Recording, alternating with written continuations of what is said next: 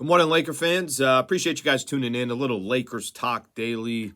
Unfortunately, another road loss for the Lakers. So, spend a little time talking about last night's game, give my thoughts on it, my opinion, a couple angles that I have, and then we'll see if the Lakers can make some changes tomorrow when they take on the Houston Rockets. They got two more games left on this four-game road trip. So, 108, 107 last night. Lakers lose to the Miami Heat.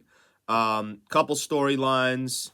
Let me go to the end of the game because there's some other things that I think certainly probably annoyed Laker fans, but we'll wait on that for a quick second. We know how shorthanded the Lakers were, so you're already playing without Gabe Vincent, without Rui Hachimura, without Jared Vanderbilt, without Jackson Hayes. You pretty much are playing short already. Anthony Davis has some spasms.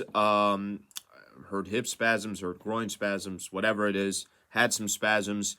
Didn't play the final 14 minutes of the game, so take AD out of the mix. D'Angelo Russell found a way to get double-teed and get kicked out of the game with about 6-7 minutes left in the fourth quarter.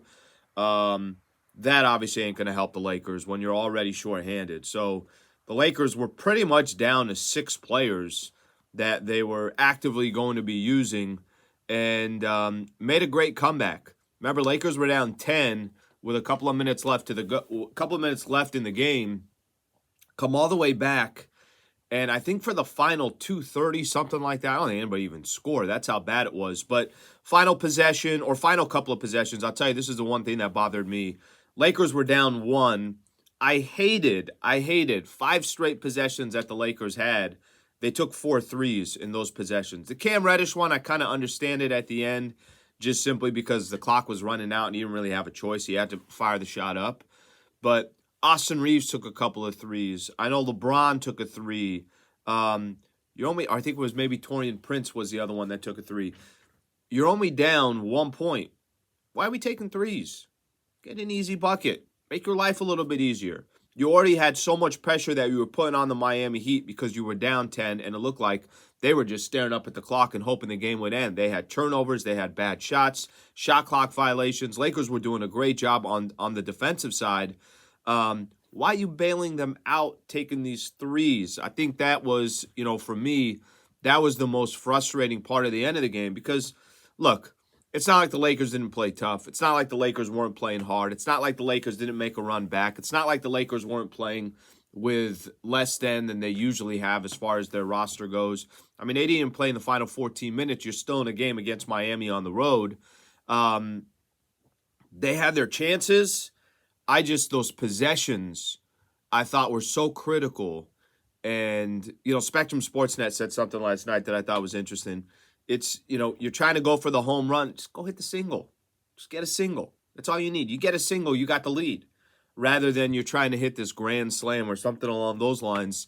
Did not like those final 5 possessions because I did feel like Lakers were settling for threes when they're only down 1 freaking point. Go get a bucket.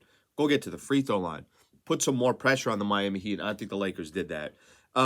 Final possession of the game. I know this is a conversation that's going to come up because it always comes up.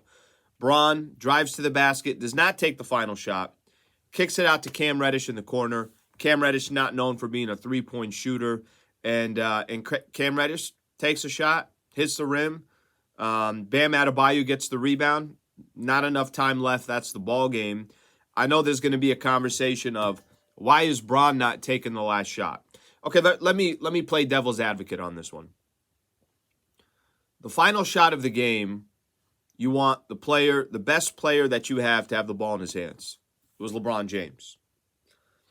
You want LeBron making the decision of, I'm going to take the shot or I'm going to find somebody to make that bucket. Okay, he had the ball in his hands and he was going to make the final decision. Now, Bron decided as he went to the basket, first off, he's got a great defender already guarding him in Jimmy Butler. Then if he goes to the basket, there's going to be some help coming, and Bam Adebayo was coming. So now you got 2 excellent defenders that are coming at Braun. I think it was a third player. I don't know who it was, but that was starting to kind of converge towards him. You know that ultimately at the end of the day, Miami is going to say anybody but Braun. We don't care.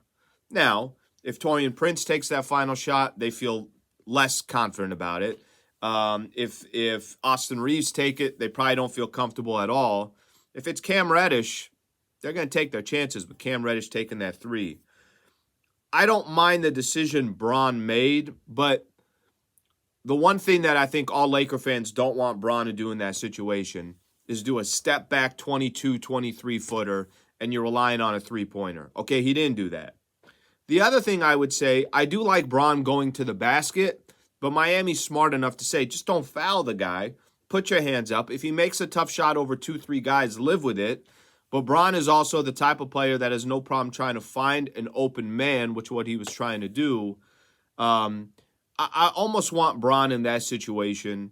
Instead of trying to take the ball all the way to the basket, if he feels like, hey, that's going to close, pull up from 15.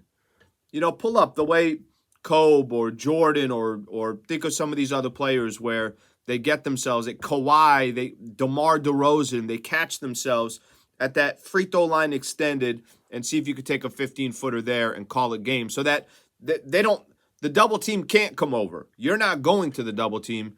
You're the one trying to take that final shot. Either way, we could sit here and complain about it. We're complaining because the Lakers didn't win that game. They had 5 possessions to try to get 1 point or try to get 1 bucket. They weren't able to. It didn't technically come down to that final shot, but that's a tough loss. Lakers, I thought, fought. To have a game where Anthony Davis only plays 25 minutes, has 9.6 rebounds, and really didn't have an impact on the game. To have LeBron drop 30, to see Austin Reeves an assist away from a triple-double. He had 23, 10, and 9, and to not come away with a win, that was a tough one to swallow. I thought the Lakers deserved it. So, Laker fans, feel free to put your comments here below. Lakers Talk Daily, we do it Monday through Friday.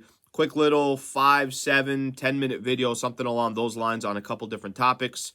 I appreciate you guys being a part of the show. I got my radio show a little bit later. And then later tonight, I got Lakers Talk that I'll do on radio as well. So appreciate you guys tuning in. Hope you guys have a good rest of your day.